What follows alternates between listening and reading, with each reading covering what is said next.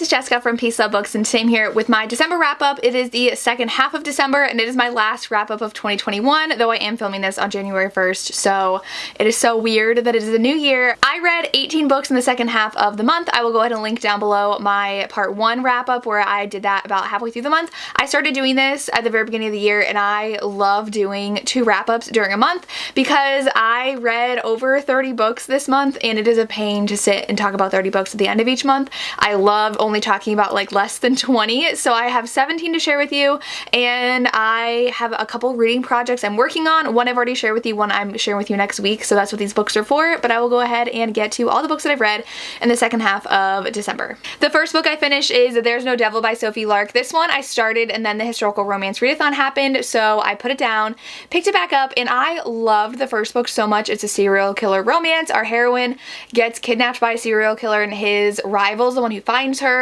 and they strike up a very intense, toxic romance.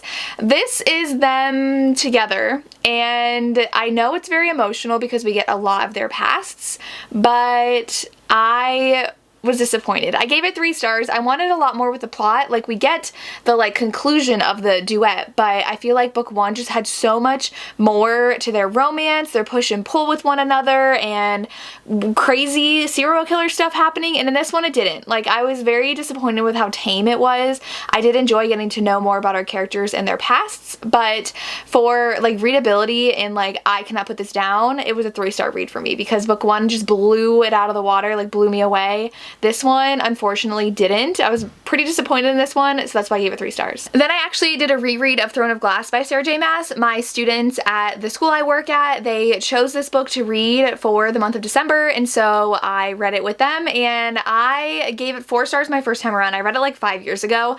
I never continued with the series, but I didn't love it as much. I think I would drop my rating down to a 3-star because there's not a lot of action in here, and as an assassin competing to be the king's assassin, they have competitions and trials, and 80% of the trials happen off page, and I feel like a lot of deaths happened off page, and I wanted so much more just delved into in this book, and it wasn't really. And then the romances were a little frustrating in here. I remember thinking how frustrating it was, how it was a love triangle, and she only ended up with the other person because they were well, we're together, and she's okay, and I feel like she didn't really choose it, and it was kind of annoying. But I don't know if I want to continue on with this series. I know people love it. I might, but I don't know if I have time to read this series in particular because there's so many other fantasy romances that I want to read. But it was fun with my students getting to read it because they love this series. Some of them have read the entire series already. Some of them was their first time.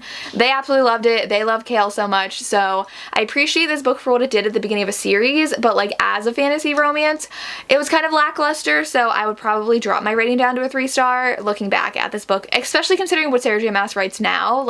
I really loved the newest book, and this one didn't really live up to that. Then I listened to the audiobook of The Fastest Way to Fall. This one, my mother still has this book, and I keep on meaning to get it back from her for this video, but it's fine. So this one is about our heroine who is a journalist, and she really wants to get promoted and be given more pieces to write, and so she decides to join this fitness app, and her competitor is also doing it, and they're both writing about it to compete for the same position. And so they both join different fitness apps, but our heroine is plus size and the other girl's not. But our heroine doesn't want to lose weight on this fitness app. She just wants to feel healthy, and she's a little tipsy when she fills out her survey, and her answers are really funny. And so the hero is actually the co-owner of the app, and he hates the ownership side of it, and he wants to get back into the roots of it, so he decides to take on a couple clients, including our heroine, and they strike up a friendship. And it's kind of epistolary because I don't know what the equivalent of texting would be for epistolary, because it's they fall for each other through texting each other through this app,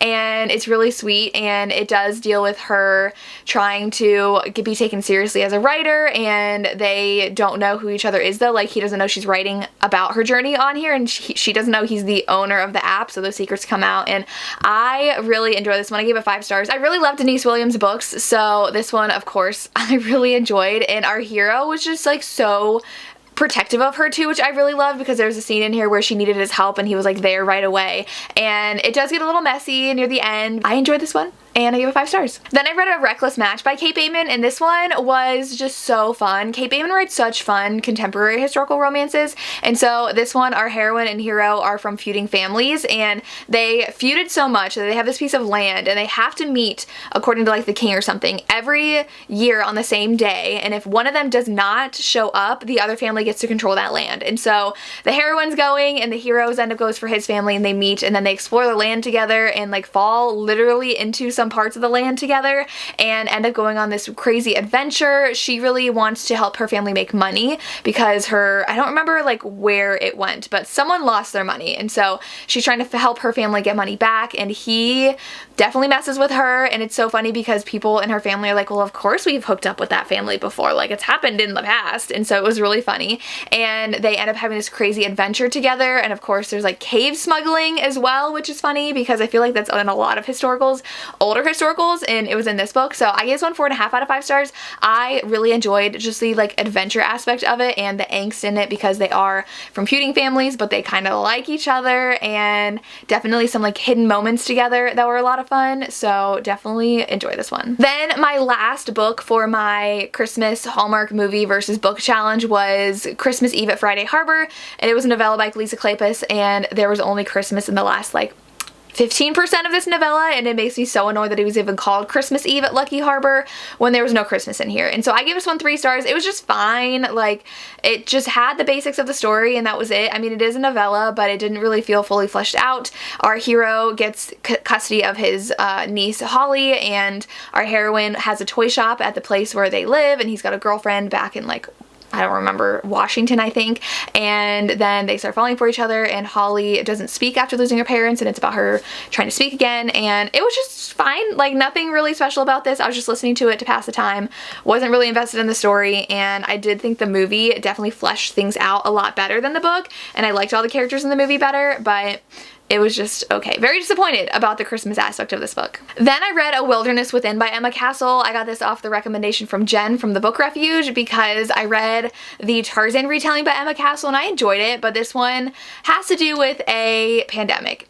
And I thought I was prepared, but it was just odd because this book came out before our pandemic. So this book came out, I think, in 2019 in like May or something, and it's a pandemic that wipes out like 90% of the population. So it's not like ours, but they predicted so many things that did happen when ours happened. So it was just like odd reading it because like people knew that we were not prepared for a pandemic like this. And so our heroine's on the run. Our hero and our heroine are both immune to this disease. And so our heroes actually work for the government. Like one of his best friends is the vice president of the United States. And so the beginning is the vice president dying and our hero going out on his own. He meets the heroine and they start surviving together. And I really enjoy this one, though I gave it 4 stars because like the ending felt way too everything is sunshine and rainbows and perfect and we're gonna persevere. I don't like everything tied up in a neat little bow in my like ends of stories, especially if they're not contemporary. So like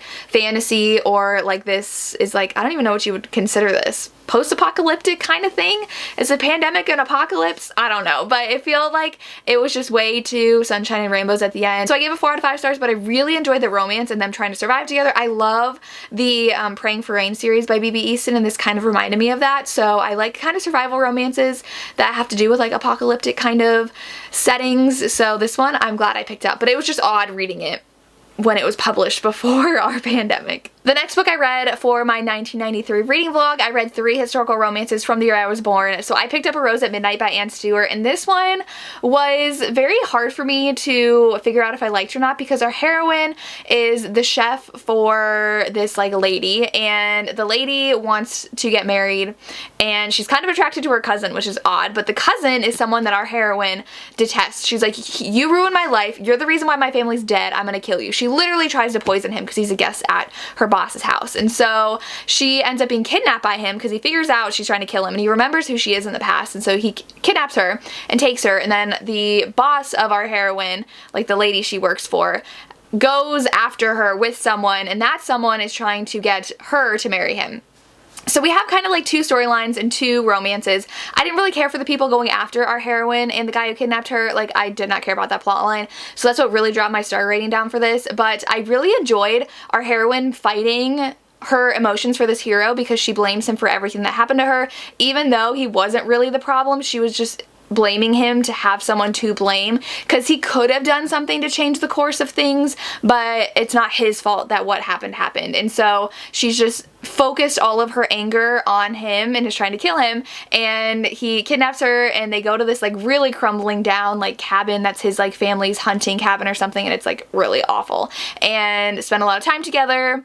And I enjoyed where this went in the end, because then they're like going different places, but in the beginning I just like did not care. And then the other couple story I honestly could care less about, so I gave it 3.5 out of 5 stars. But I loved at one point he was like, you either need to kill me or love me because this is getting old. And I loved that so much because they obviously had a deep attraction for one another and emotions for one another, but she was still so hurt over what happened. And I feel like with all these romances from the 80s and 90s, they always have these crazy plot twists and like really adventurous stories, which I loved, and this one had that at the end, so I really enjoyed this one, but it was hard to get into and I didn't care for that other storyline. The next one I read is for a secret project that I have coming out next week, but I read Isn't It Romantic by Alyssa K. Adams. This is the Russian story. I gave it 3 stars. It was just so over the top and cheesy to me, like the Russian's character has been the entire time. It's a marriage of convenience, but they've already been married. He marries his best friend from Russia so she can come over and have a better life. Her father was a journalist who disappeared. He was looking into human trafficking. She's kind of picking up where he left off to try to figure out what happened to him and figure out this human trafficking ring, so she's getting into some like really bad things. But the Russian gets injured, and so she comes back into his life and they're trying to reconcile things because it never really turned into something more, even though they both wanted it to. And there's just like this cheese man that happens, and like it was just like supposed to be funny, but it was just like way over the top for me, and I just did not find anything funny. And I appreciated the romance, but it wasn't my favorite, and I just read this to read it. So 3 out of 5 stars for this one. Not really surprised. I wasn't gonna pick this up, but I'm doing a specific video that required this, so that's why I read it, but it was what I thought it was gonna be. Then surprisingly, I read All the Feels by Olivia Dade, and I gave this one, I think, 3.5 stars. I did not love this. The first book I absolutely love, spoiler alert. I gave it 5 stars, but this one, our hero, I did not love how we treated our heroine. So in the beginning, she is hired to like keep him in line because he's ruining his reputation, but he's an actor. He needs to not lose his reputation, and so she's supposed to keep him in line, and she has a specific body type that he is confused by, and so he keeps on trying to figure out what she looks like, and he finally realizes she looks like this kind of bird, and it's supposed to be like a compliment, but he fixates on it so much in the beginning, and then in the end he like gets angry at people who do that, and I was like, you spent 200 pages doing the same exact thing. And so the first half of this book was so hard for me to get into. The plot was really slow in the beginning, and I really didn't care for anything that was happening in the beginning. Once we got halfway, it really picked up and we got to see more things happen, but I just didn't love these characters and how we treated our heroine, and I didn't really feel that much emotional connection between them for a relationship to happen. So more like 3 the more I'm talking about it out of 5. This just did not live up to the first book, and I didn't love it as much as I wanted to. The next one was definitely a surprise, and I read Silver and Sapphires by Shelley Thacker for my 1993 reading vlog. I loved this so much. Like, it is in my top romances for historical romances of the year. This one, our heroine's a princess. She grew up on the seas, but her ship is like taken over and her father's killed, so then she goes to India to live with her father's friends, and she's raised there. And our hero, his family's cursed because his father stole one of the 7 sapphires, I think. There's 7, I don't remember the number, but he stole one of the sapphires from the people our heroine lives with, and you're cursed if you take them apart. And so our heroine is trying to get it back for her people,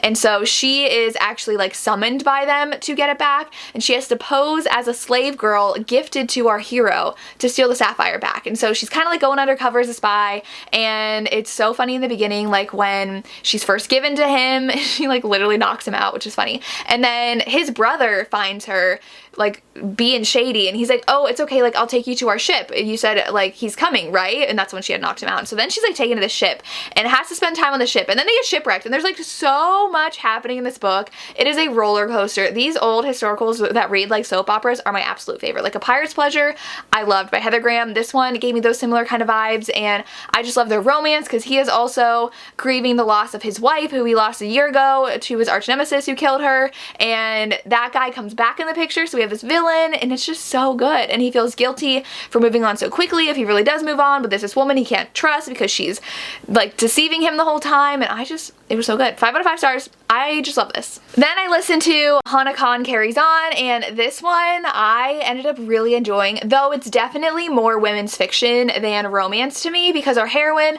works in like the radio industry, but she also has a podcast, and it's kind of epistolary as well. It's You've Got Mail. So if you know You've Got Mail, you know the premise of this story. So she has a listener who's been talking to her for like a couple years now, ever since she started her podcast, and they talk all the time. She kind of likes him, and then she has her family's restaurant that she also works part-time in, and they're not doing well, and this guy comes in with his father, and they're actually building a similar restaurant like right down the street, and so their competition, they bash heads, they do not get along.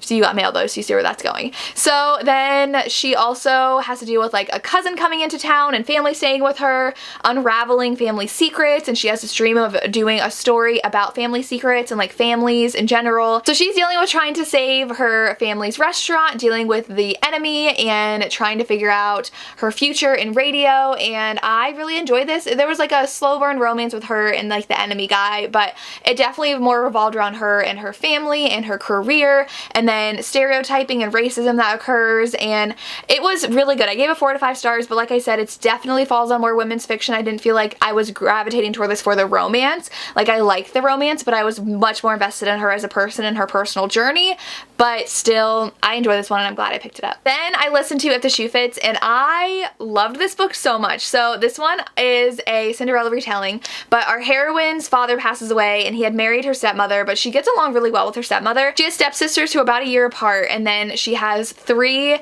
half siblings who are named after the 3 mice in Cinderella, like Ralph and Gus, and I forget the girl's name, but it was really cute. I love that spin, but she gets along really well with her entire family. But she was in design school in New York, and now she's going back to California, and she's been in this kind of inspirational rut because of losing her father. She never really faced her father's death, and now it's all really hitting her at once, and her mother's the producer of like a Bachelor type show, and they need more contestants because some dropped out, and so our heroine goes on the show, and she's plus size, and thing is, she met the Bachelor on the plane ride to California, and they really hit it off, and so she knows him, but she isn't taking it seriously. Like, she's not going on the show to fall in love, but she ends up falling for him, and I loved everything about this book. It was so entertaining. I loved how she made friends with the girls there, and how it talks about like the puppeteering of the shows like The Bachelor and like making things happen, and our hero wasn't even in it for love either. Like, nobody was there for love, but they ended up falling in love anyways, and I loved how our heroine advocated for plus size women, and there were like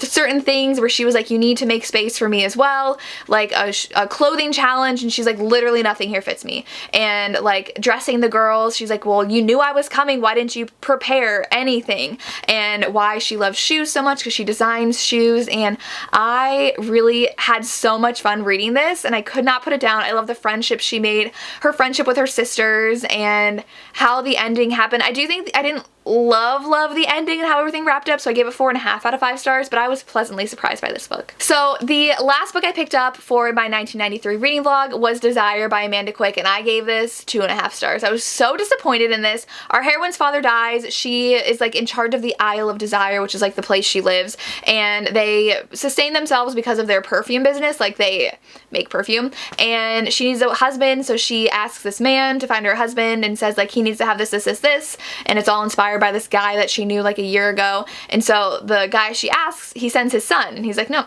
he'll go. And so she's like, that's not what I asked for. But it's their romance. It was so boring. It was literally just like her and this guy talking to each other. We have a villain that comes in, like someone dies like 200 pages in, and then like 300 pages in the villain comes, and then like it culminates from there, and I'm just like, this is so boring. Nothing happened in this plot. I was like, I'm just reading to get to the end. I really do like Amanda Quick's writing. I like how easy it is to get into her stories, but this one was a huge miss for me.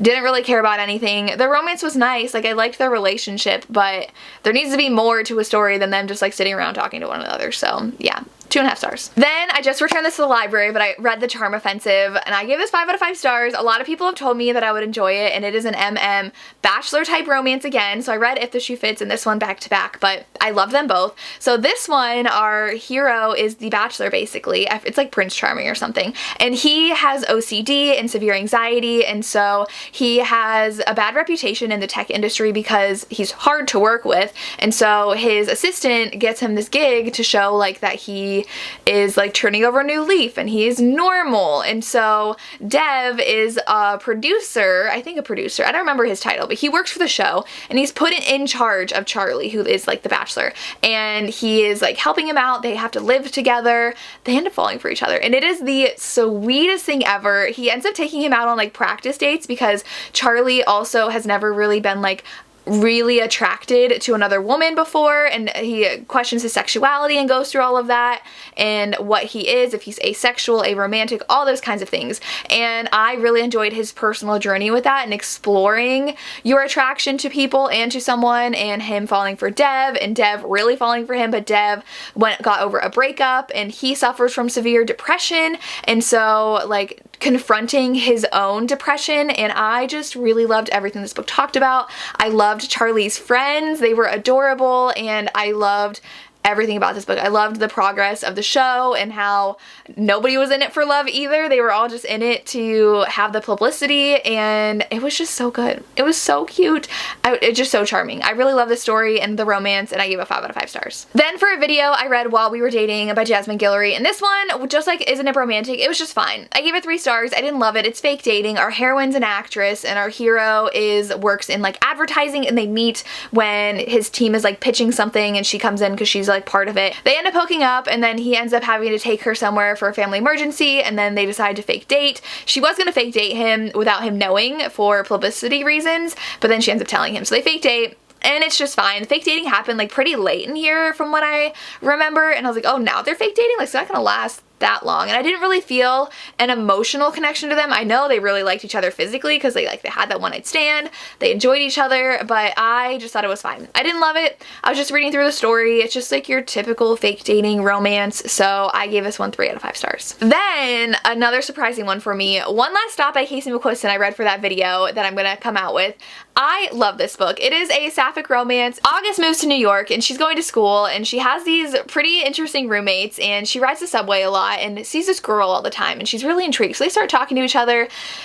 August gets a crush and wants to ask her out, and Jane is super mysterious but like really cool, and Jane's a ghost. So August has to figure out like why Jane's there and just figure things out, and I love this so much. I really love the paranormal aspect and how that really drove the plot, and August comes from a family where her mom has spent their whole life trying to track down her uncle, so she's really good at like investigating and stuff, so that was really cool with her in here trying to figure out what happened to Jane. And she also is trying to figure out like her life and what she wants to be outside of school. She's been like pushing school off and off. She doesn't know what she wants to do, and I just really enjoyed this. The friendships were fun. The ending was so much fun. I could not stop reading this, and I continue to think about it when I wasn't reading it, and the romance was so good and just the ending was so good. So I gave this 5 stars. I loved it. But like I said, I really like that like little paranormal aspect that really added more to the plot that made me so invested, and I really loved how much they fell for each other, but then how they were kind of not sure if it would work because Jane's a ghost and she's from the 70s. So I just really love this one. I gave it 5 stars. Then I read our historical Hellions pick, which was A Moment in Time by Bertram Small.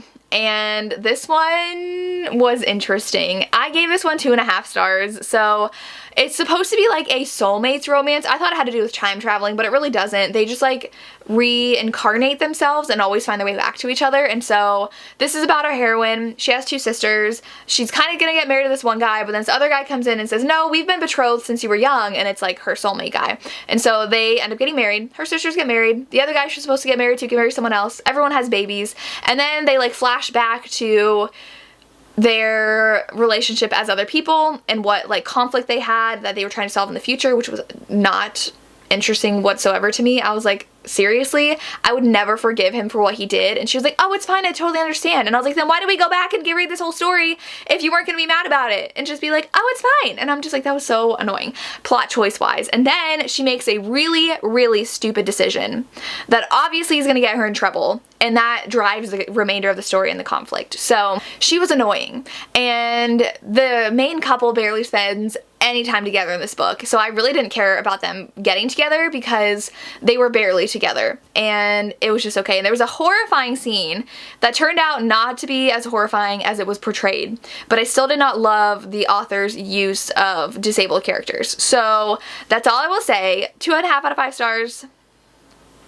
It was a wild ride. The last one I finished on New Year's Eve was Dark Devotions. This one I picked up because I saw it on TikTok. It's a reverse harem, and it's only one book, and I feel like it would have been better as a series because our heroine has an abusive husband. She runs away from him. She's got like broken ribs, and she runs to her 4 best friends from high school, and they had tried a reverse harem before, and they were too immature emotionally for that, so it didn't work out. And so in college she met her husband, they got married, and he was abusive, so she runs away and is welcomed back into their lives, and they all actually like live in the same building together. And they're in like a bad business. They like do secret illegal things for the government, and so I would have loved to learn more about what the guys did because it was kind of just like glossed over. But they're protecting her, they take her places to protect her, and they have to take care of this abusive husband. So the ending I feel like was just like super rushed, and I would have loved a lot more in it because this book was pretty short. It was like 260 pages. I think at least another 50 pages would have made this a lot more engaging, especially drawing out the end and everything that happened there and getting to know the guys more. I did love her relationship specifically with Grant because he was the one that was most angry with her when she returned, and we got to see why and their guilt over her having an abusive husband and her not wanting secrets kept because they want to protect her, but she's like, I've been lied to for the entirety of my marriage. I'm not having that again. And so I really liked her fighting to have a fair relationship, and I liked their reverse harem, though it was more like her just individually with each guy and not so like at together, which I know Jen from the book Refuge didn't love about this book, but I gave it 3 stars. I would have loved a lot more from the ending and a little bit more fleshed out about the guys and their careers, but it was enjoyable to pass the time, and I might pick up more from this author. We'll see. And those are all the books that I read in the second half of December. Let me know what you guys read and what your favorites were, or if you've read any of these, let me know. That's all I have. As always, thank you so much for watching and have a good day. Bye.